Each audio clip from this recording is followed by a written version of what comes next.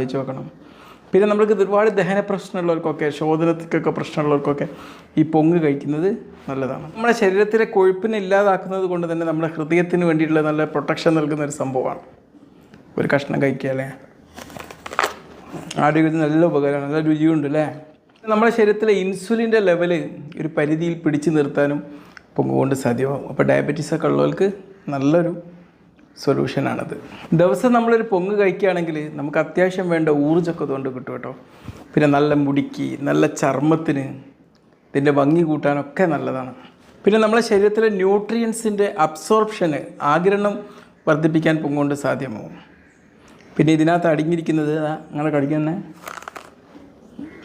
ഒരുപാട് നാര് നമ്മുടെ ശരീരത്തിലേക്ക് ചെല്ലും. നമുക്കറിയാമല്ലോ, നമ്മുടെ വയറിൽ ക്യാൻസർ വരുന്ന തടയാനൊക്കെ നല്ലതാണ്. തൈറോയിഡിൻ്റെ രോഗമുള്ള ഒരുപാട് ആൾക്കാരുണ്ട് നമുക്കിടയിൽ അല്ലേ. ഈ തൈറോയ്ഡ് ഹോർമോണിൻ്റെ പ്രശ്നമുള്ളവർക്കും